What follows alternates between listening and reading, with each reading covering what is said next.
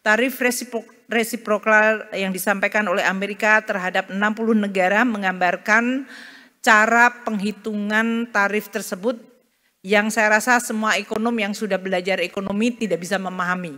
Jadi ini juga sudah tidak berlagu lagi ilmu ekonomi. Enggak ada landasan ilmu ekonominya. Jadi teman-teman ini ada ICI di sini, mohon maaf tidak berguna Pak ilmunya hari-hari ini. Jadi jangan khawatir tidak jebol APBN-nya.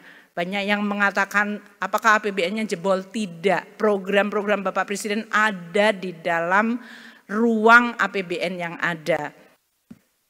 Terima kasih Bapak Presiden. Bismillahirrahmanirrahim. Assalamualaikum warahmatullahi wabarakatuh. Selamat siang dan salam sejahtera untuk kita semua. Om Swastiastu, Namo Buddhaya, salam kebajikan. Bapak Presiden yang kami hormati, Bapak dan Ibu sekalian, Kabinet Merah Putih dan seluruh hadirin yang kami hormati. Saya juga ingin menyampaikan selamat Idul Fitri kepada Bapak dan Ibu sekalian yang merayakan dan mohon maaf lahir batin.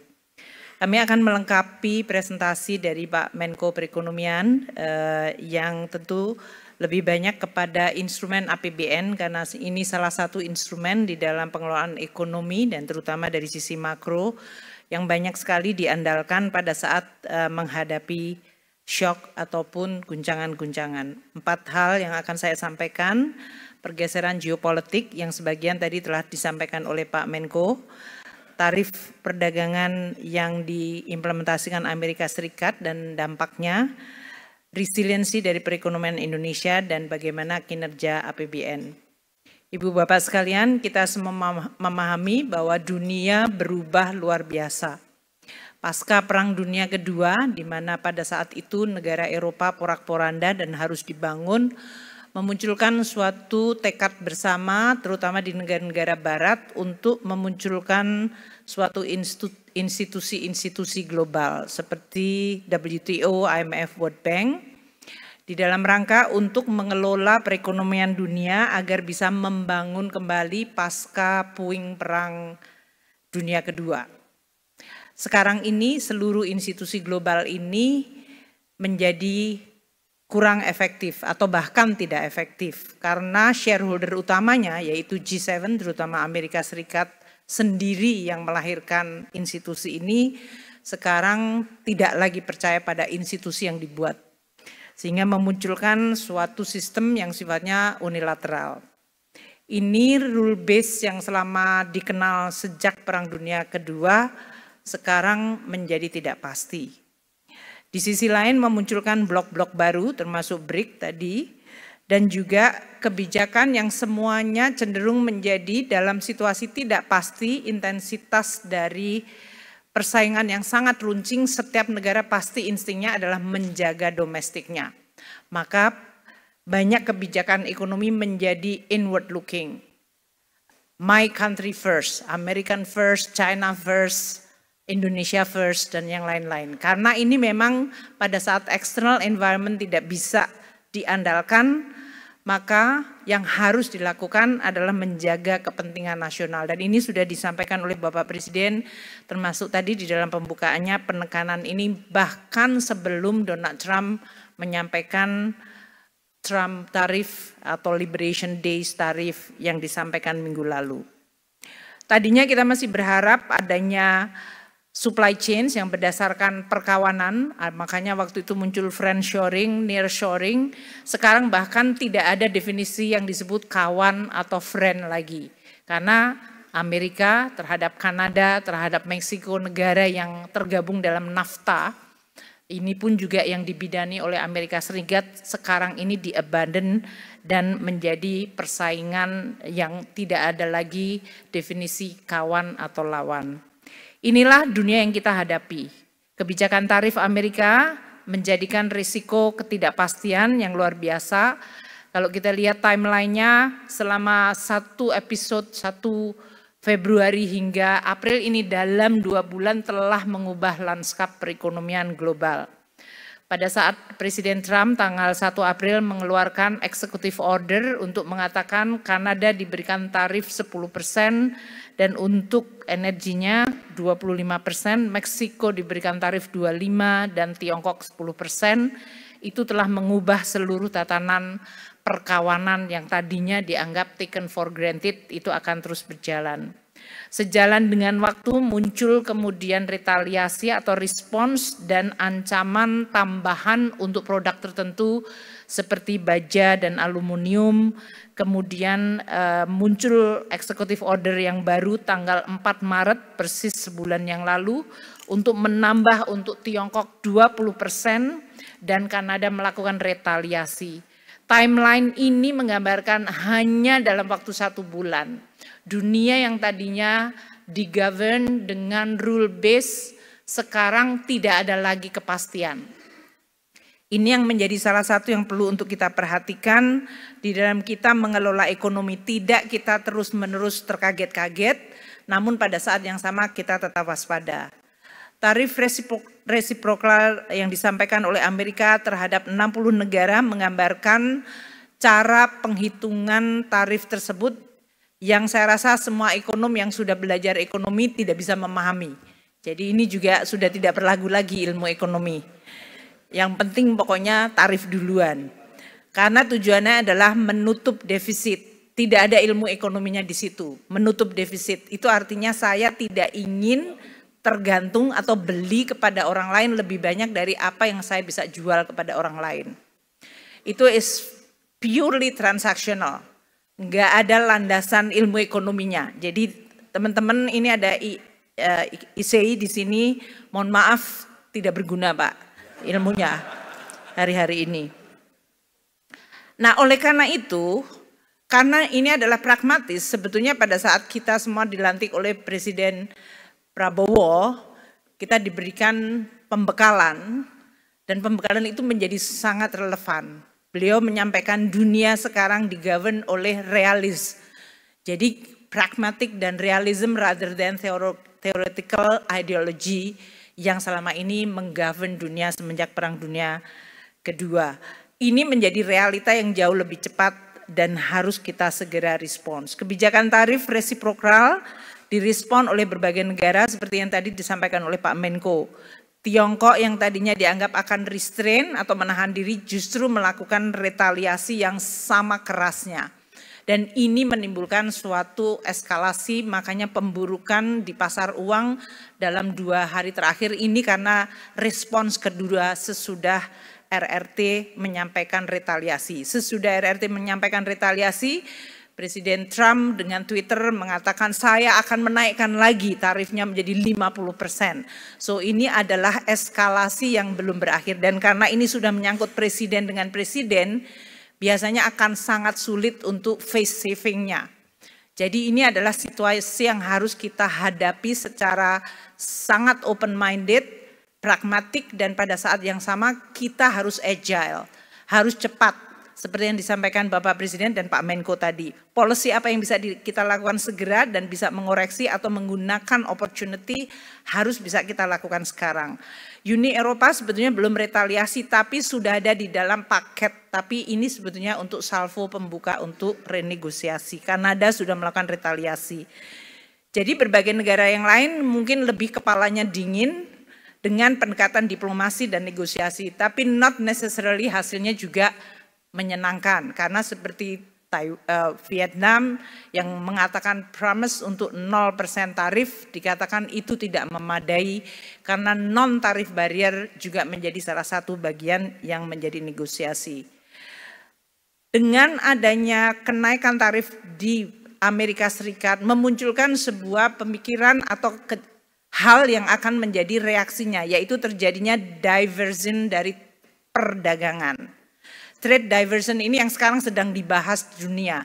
Negara mana yang bisa menjadi tujuan ekspor alternatif atau negara mana yang bisa menjadi tempat investasi alternatif untuk kemudian munculnya trade without Amerika atau Amerika menjadi dialienate dan kemudian muncul di antara sisa Amerikanya. Karena memang Amerika di dalam perdagangan dunia plus RRT itu hanya menjelaskan sekitar 25% dari global trade. Jadi 75% sebetulnya bisa berdagang di luar dua negara besar itu. Namun pengaruh dari spillover dua negara tidak bisa juga dianggap enteng. Peluang Indonesia untuk take over karena beberapa negara, Vietnam, Bangladesh, Thailand, China yang rate dari reciprocalnya dari Amerika itu lebih tinggi, yaitu 34, 36, 37, bahkan 46.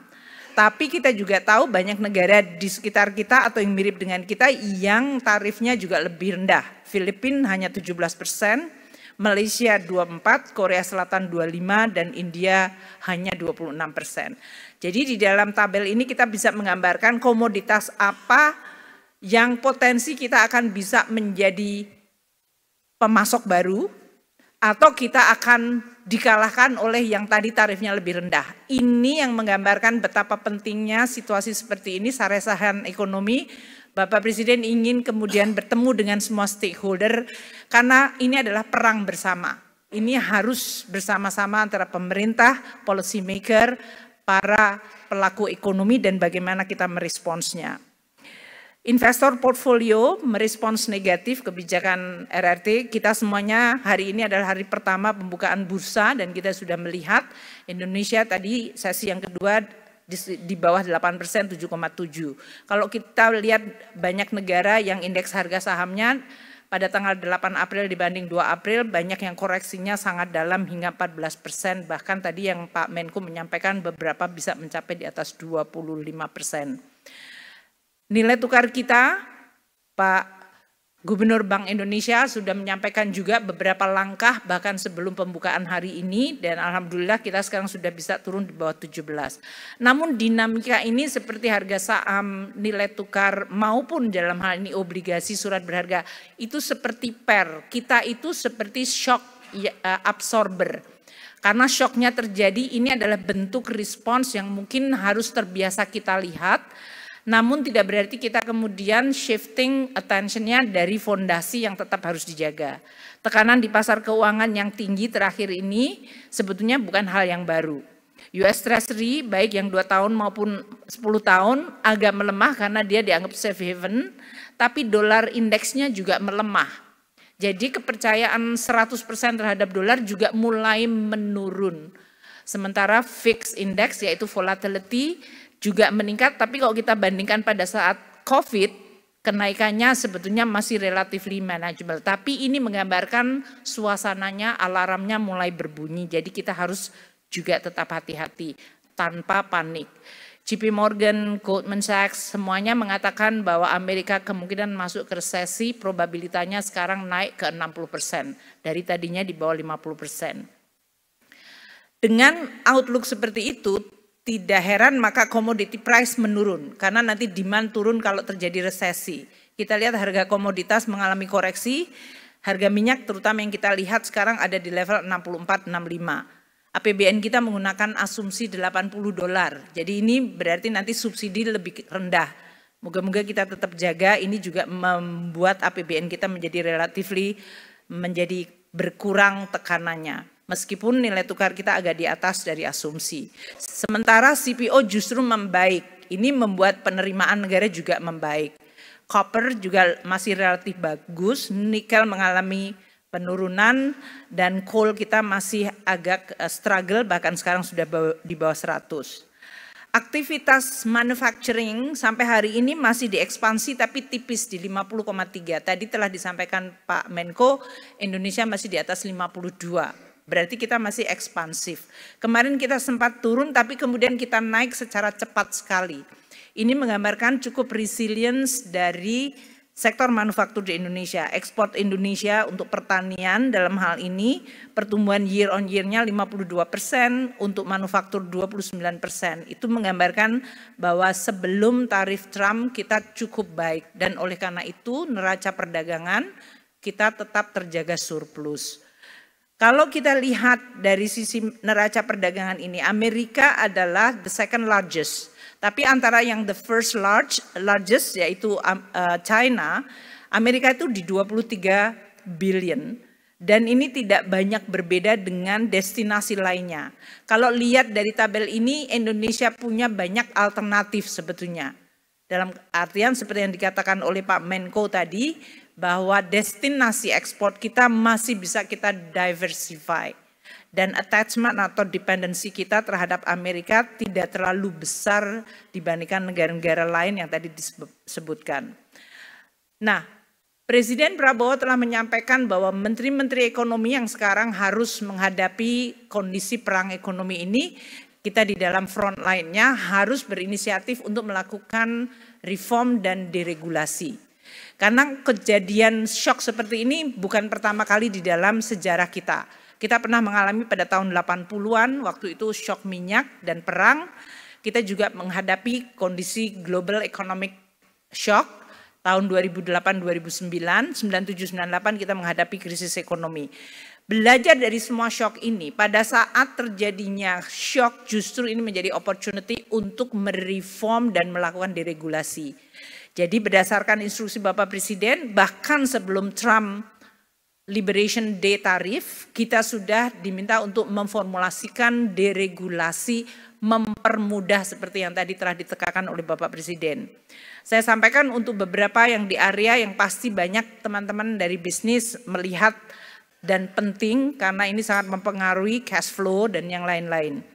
Cortex kita sudah makin membaik, ini akan mempercepat proses pemeriksaan, proses keberatan, dan termasuk validasi dari instansi melalui layanan.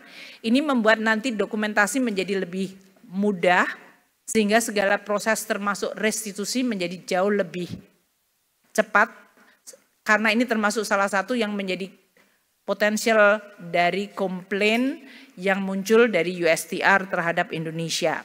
Pemeriksaan pajak akan diperpendek 50% waktunya dari 12 bulan menjadi 6 bulan. Dan untuk pemeriksaan wajib pajak yang sifatnya grup untuk transfer pricing yang selama ini membutuhkan 2 tahun sekarang hanya menjadi 10 bulan. Untuk restitusi kami melakukan secara jauh lebih cepat. Untuk yang orang pribadi di bawah 100 juta sama sekali tidak ada pemeriksaan. Untuk yang lainnya dengan adanya Cortex kita jauh bisa melakukan pengembalian lebih bayar PPN secara otomatis. Ini akan sangat mempengaruhi banget dari sisi cash flow dari perusahaan. Kita juga penetapan nilai pabean dan ini juga termasuk yang dikomplain oleh pelaku usaha, termasuk yang dari Amerika. Kita akan menggunakan rentang harga yang berbasis bukti yang valid, jadi ini lebih memberikan kepastian. Penghapusan kuota import dan peraturan teknis ini disampaikan oleh Bapak Presiden, ini akan sangat membantu karena kuota itu tidak memberikan penerimaan negara, menambah beban transaksi dan menimbulkan ketidaktransparan. Kalau ini dihapus akan sangat menentukan banget perbaikan dari sisi import ekspor Indonesia. Penyediaan perizinan dan tata niaga import akan disederhanakan berbasiskan IT dan data. Juga pergeseran dari pengawasan border menjadi post border dengan national logistic ekosistem di mana semua transaksi logistik ada di dalam digital teknologi, maka ini akan menurunkan waktu dan biaya logistik. Saat ini 53 pelabuhan dan 7 bandaran sudah terkonek dengan NLI. Sehingga seluruh transaksi itu semuanya digital dan jauh lebih cepat dan pasti. Kita juga mengimplementasikan HICO X-ray, dengan demikian petugas bea cukai tidak perlu harus melihat, membongkar, karena kita sudah bisa lihat setiap kontainer tanpa adanya intervensi dari petugas. Kita juga akan melakukan harmonisasi kebijakan dan administrasi perpajakan dan kepabeanan untuk aktivitas impor dan ekspor. Sehingga antara policy di hulu hingga ke hilir akan lebih sinergi. Ini untuk memudahkan berbagai transaksi restitusi, perbaikan proses kerja dan fasilitas impor. Kami juga telah mendapatkan feedback dalam situasi seperti ini, mungkin ada perusahaan merger, akuisisi itu perlu untuk lebih cepat dan biasanya ini terhalangi oleh policy karena adanya implikasi perpajakan. Kami sangat terbuka untuk membuka dan melihat aspek perpajakan agar perusahaan-perusahaan yang perlu melakukan merger, akuisisi itu jauh bisa lebih agile karena situasi memang mengharuskan begitu. Beberapa fiscal measure ini kalau dihitung berdasarkan imputed tarif adalah sebagai berikut. Kalau perbaikan administrasi perpajakan dan kepabeanan dari mulai pemeriksaan pajak, restitusi pajak, perizinan, ini ekuivalen mengurangi tarif hingga 2% sendiri. Jadi ini adalah reform yang bisa kita lakukan di pajak bea cukai hanya dari sisi administratif penyederhanaan akan mengurangi beban. Jadi kalau tadi dunia usaha akan kena 32%, ini bisa dengan berbagai reform 2% lebih rendah.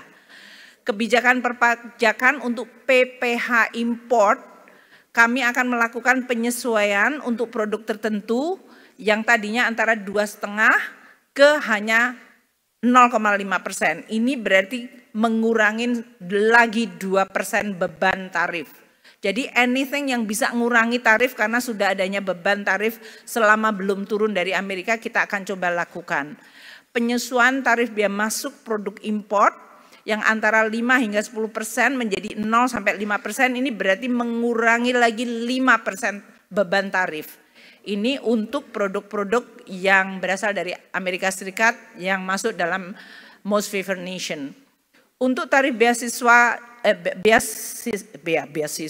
karena kita sering ngasih beasiswa, mohon maaf. Bea keluar untuk CPO kita juga akan lakukan adjustment, ini juga ekuivalen mengurangi beban hingga 5%. Dan trade remedies, ini termasuk Menteri Perdagangan, Pak Menko Perekonomian semua minta agar bea masuk anti dumping, imbalan safeguard bisa dilakukan dan dipercepat hanya dalam waktu 15 hari. Itu akan kita lakukan bersama dengan KL yang lain. Jadi kami akan terus melakukan reform terutama di bidang pajak, bea dan cukai dan prosedur supaya ini betul-betul mengurangi beban sesuai dengan penekanan Bapak Presiden. Ini adalah waktu yang tepat untuk deregulasi dan reform yang lebih ambisius. Banyak dari teman-teman usaha, media menyoroti mengenai APBN kita. APBN memang selama ini menjadi salah satu anchor yang terus-menerus kita sampaikan secara transparan.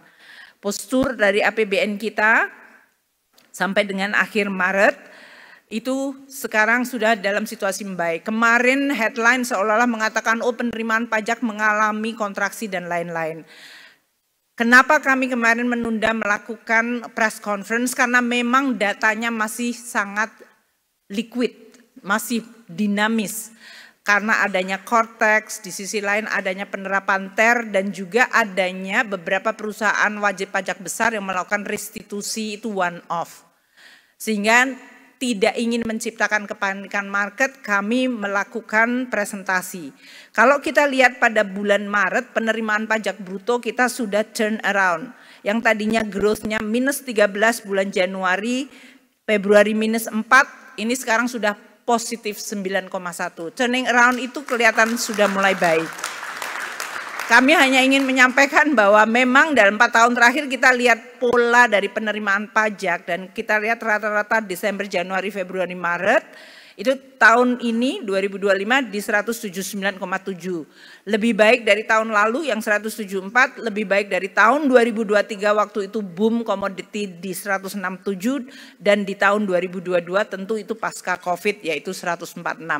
Jadi saya ingin memberikan keyakinan bahwa penerimaan pajak masih on track. Karena dalam sebulan terakhir ini dibuat headline untuk membuat seolah-olah APBN tidak sustainable, APBN tidak prudent dan ini akan menjadi berantakan. Tidak. Presiden memang punya banyak program tapi itu semuanya didesain dalam APBN yang tetap prudent dan sustainable. Jadi ini yang menjadi anchor bagi kita untuk menyampaikan bahwa jangan kita semua menambah keresahan yang tidak perlu untuk hal-hal yang sebetulnya fundamentally masih baik. Saya juga minta untuk para pengamat, para IC dan yang lain-lain untuk juga membantu. Untuk sisi belanja pemerintah, kita masih on track. meskipun banyak program besar yang Bapak Presiden telah sampaikan, kita tetap memantau secara detail. Belanja KL 196 triliun sudah kita lakukan, 16,9. Belanja non-KL itu termasuk subsidi pensiun ada 217. Kalau kita lihat prosentase dari belanja kita tidak banyak berbeda. Tahun lalu karena pemilu kita melakukan front loading untuk persiapan pemilu, memang persentase belanja adalah di 17,3. Tapi sebelum pemilu, year 15,5, tahun ini 15,3. Jadi masih comparable, masih cukup baik. Untuk pensiun tetap kita bayar, kemarin ada kenaikan pensiun plus THR, kita tetap meningkatkan belanja, yaitu tumbuhnya 4%, tahun lalu karena ada kenaikan yang cukup tinggi. Subsidi tadi yang Bapak Presiden menyampaikan subsidi pupuk, coba bayangkan, kita di 2025 sampai dengan Maret sudah mengeluarkan 1,7 juta ton. Dan ini dilakukan secara tepat waktu dan tadi sesuai dengan instruksi Bapak Presiden, simplifikasi yang menjelaskan bagaimana kita bisa mensecure panen yang baik. Karena pupuknya datang pada saat memang dia tanam. Tahun-tahun sebelumnya pupuknya datang, ada anggarannya, tapi datangnya terlambat dan hilang. Jadi ini matters a lot. Reform itu sangat-sangat memberikan pengaruh yang luar biasa besar terhadap perbaikan apa yang ada di dalam pelaksanaan. Beberapa dari subsidi BBM, LPG 3 kilo, subsidi listrik, semuanya dari sisi volume mengalami kenaikan. Ini artinya APBN bekerja untuk melindungi masyarakat agar mereka yang bebannya terasa dalam situasi saat ini, mereka mendapatkan perlindungan dari APBN. Belanja pemerintah ke daerah, transfer juga dalam hal ini tetap terjaga dan on track. Ini bahkan yang oleh Bapak Presiden menyampaikan, kalau kita sekarang membelanjakan hampir sepertiga belanja kita ke pemerintah daerah, sudah seharusnya kita melihat setiap rupiah itu harus benar-benar bermanfaat untuk masyarakat. Dari mulai dana desa, dana bagi hasil, dana alokasi umum, dana alokasi khusus, baik itu yang fisik maupun non-fisik. Jadi semua angka di APBN memang dilihat secara lebih teliti. Itu barangkali yang membuat banyak yang tidak comfortable.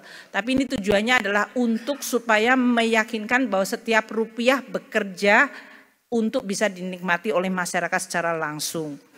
Pembiayaan APBN, karena banyak yang mengatakan apakah APBN akan defisit dan defisitnya nanti akan berapa. APBN didesain dengan defisit 2,53%. Ini sesuai dengan Undang-Undang APBN yang sudah disetujui oleh DPR, yaitu Undang-Undang 62 tahun 2024.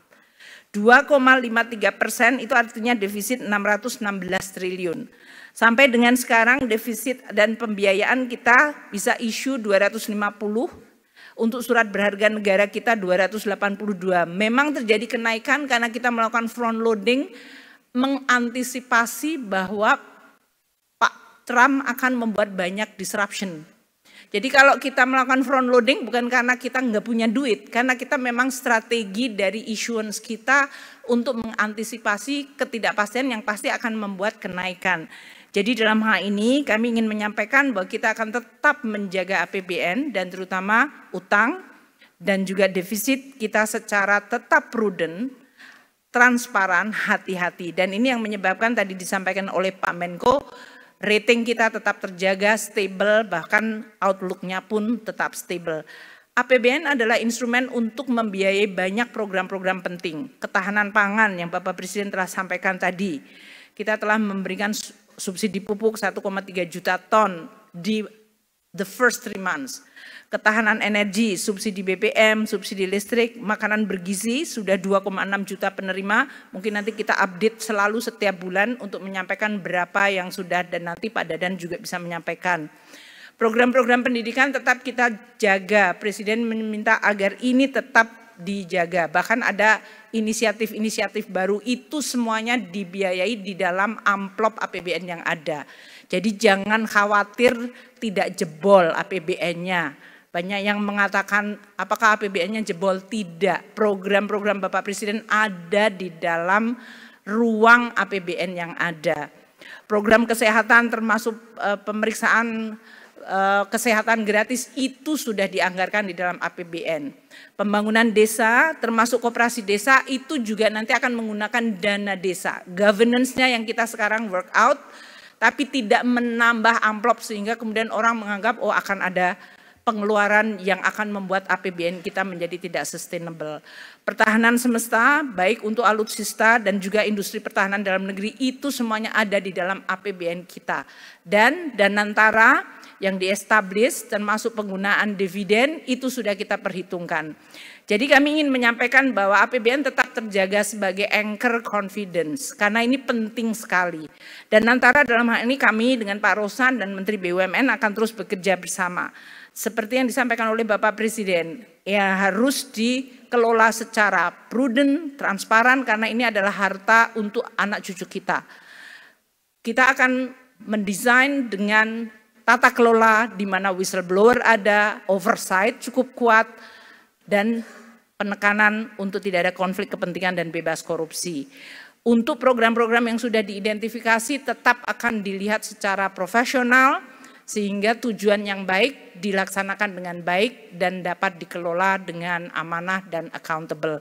Itu yang tentu akan memberikan assurance. Bersamaan nanti kita akan bersama-sama dengan teman-teman BUMN dan Danantara untuk terus menyampaikan kepada para investor yang masih menanyakan, karena Danantara dan APBN termasuk dua hal yang terus dipertanyakan. Tapi saya ingin menyampaikan bahwa kami bertanggung jawab untuk menjaga kepercayaan Presiden, mission yang diberikan oleh Presiden, tapi juga kepercayaan dari market dan masyarakat. Karena itu semuanya adalah sama, tujuannya baik, dan oleh karena itu kita akan kelola dengan baik. Demikian yang bisa kami sampaikan, semoga bisa memberikan kejelasan dan juga memberikan juga ketenangan bagi masyarakat dan seluruh pelaku ekonomi. Terima kasih. Wassalamualaikum warahmatullahi wabarakatuh.